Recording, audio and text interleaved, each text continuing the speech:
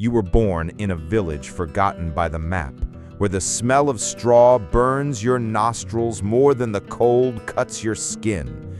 Since you were a child, you were taught that love is poetry, but the sword is reality. But of course, you didn't want to listen. You grew up watching the feudal lord's daughter ride by on horseback, surrounded by silk, gold, and promises that would never belong to a peasant like you. But who cares about that when your heart beats loudly like war drums? Soon you became the talk of the tavern, the fool who dreams of stealing the castle maiden. Meanwhile, the maiden, she barely knows your name. But you swear that one day she will come down those walls just to see you. At night, lying in the hay, you whisper verses that will never be heard, write letters that will never be delivered. The moon witnesses your stupidity, but it also feeds your fantasies. The first scar comes early, the beating you get from the guards when you try to approach the forbidden gates. They laugh as they kick you in the ribs. You return home spitting blood, but you swear it's worth it. Days turn to months. You train with sticks, imagining that one day you will wield a real sword. Each blow against the dry trunk of a tree is a promise made to the wind. You will fight for her love. Then comes the annual tournament. Knights from all lands come to show who has the best arm, the best horse, the best chance of living another winter. You infiltrate as a squire, carrying armor that weighs more than your hopes. There she is, sitting on the podium, flowers in her hair, surrounded by nobles. You, covered in mud, imagine that your eyes meet hers. Pure illusion. She looks at the champion, not the jester sweeping up horse feces. But fate loves to mock those who dream. A fight in the tavern, a drunken nobleman, a knife pulled in the dark. You defend her honor as if it were your own. The nobleman falls face down in the mud.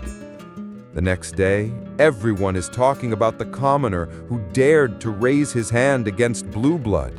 His face is on every street corner. There is a price on his head, a price too high for someone who is worthless. You run, hide in barns, sleep among rats, pray to saints who have never heard your voice. Meanwhile, she dances in the halls lit by chandeliers, unaware that someone is bleeding for a love she never promised.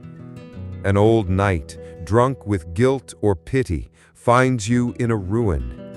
He offers you training, iron, a chance for revenge, or an honorable death, whichever comes first. You accept without thinking. It's that or the gallows. Days and nights are a mix of sweat, pain, and the smell of metal. You learn to hold a sword without dropping it. You learn to fall without breaking your neck. You learn that heroes in stories die before the end. You dream that you will invade the castle, defeat all her suitors, and take her in your arms like in the stories. But the reality is different. Every drop of blood spilled stains your dreams until they rot. The reunion happens on a rainy morning. You see the light from her window, climb in like a thief, knock on the wet wood. It opens. Surprise, fear, and the inevitable question, who are you? You babble words of love, swear protection, promise worlds you have no way of giving. She smiles with pity. Outside, the rain covers the footprints of guards who are already hunting you. A scream, an arm grabs you by the collar, swords cross in the hallway. Her father will not allow a stinking rat to scratch the family honor. You fight for her, but it is not for her that his sword is aimed at your neck.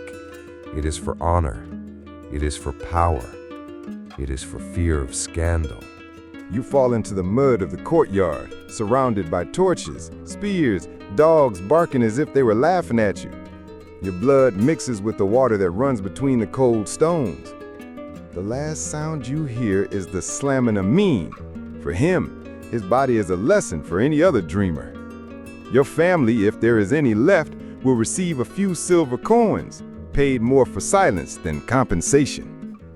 No one dares raise his voice against the one who holds the sword and the crown. Meanwhile, she goes on with her life. Maybe she cries in secret, maybe not even that. Soon she will be promised to someone else, a nobleman, a warrior, someone who fights for land and power, not for verses in the moonlight. In the taverns, the story of the peasant in love becomes a drunken joke. The minstrel turns his end into a song, but no one sings his name. They just laugh at the moral. You can't climb a wall with poetry. In another village, another young man watches the castle in the distance. The same eyes shine, the same chest burns with dreams. He still doesn't know the price he pays for wanting more than luck allows. The world has no pity for those who try to bend destiny with vows of love. In the Middle Ages, alliances were sealed with blue blood, not with promises whispered behind barns. Perhaps in another life you would have been a real knight. Perhaps you would have worn shining armor, ridden a strong horse, been welcomed into the hall as a hero. But not here, not now. Here, your legacy is a shadow in the mud, a forgotten sigh in the rainy night, a rose trampled before it blooms. Your only grave is the crooked memory that a few keep before forgetting it too. And so, the love that should lift you to heaven buries you in the earth, because in the Middle Ages, fighting for love is opening your chest to the right blade, one that doesn't cut dreams, but cuts throats. If someone asks who you were, few will know. A common name, a story too often repeated to move. And yet, 100 years from now, some troubadour will still be inventing novels about how everything could have been different. Reality? It doesn't change. Dreaming is expensive. Dreaming on an empty stomach is even more expensive. Dreaming with a sword in your hand is a stupidity with no return. His face disappears from the murals, but the legend of the fool in love always returns, because there is always another fool ready to die for the same mistake. The Middle Ages love to repeat tragic endings. Those who survive learn to keep love in their pockets, along with coins, along with promises that will never be said out loud. In the end, his biggest mistake wasn't loving. It was thinking that love could overcome stone walls, sharp spears, and marriage pacts.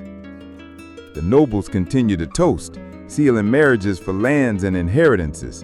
Meanwhile, peasants whisper forbidden tales by candlelight. They know nothing changes. They know they can't try, but they always try. The rain that washed your blood returns every winter. It washes away the footprints, erases the trail, but does not erase the warning. If you want to live, love in silence. If you want to die, fight for someone who doesn't even know your name. Those who write history laugh at those who try to change their own destiny with a stolen kiss. For history, you were just another body in the grave. For you were everything. The thunder echoes again. Another door opens, another young man, another impossible love, another ending already written. Were you the first? Of course not. Were you the last? Never will be. Because as long as there is a heart beating louder than reason, there will be blood in the mud.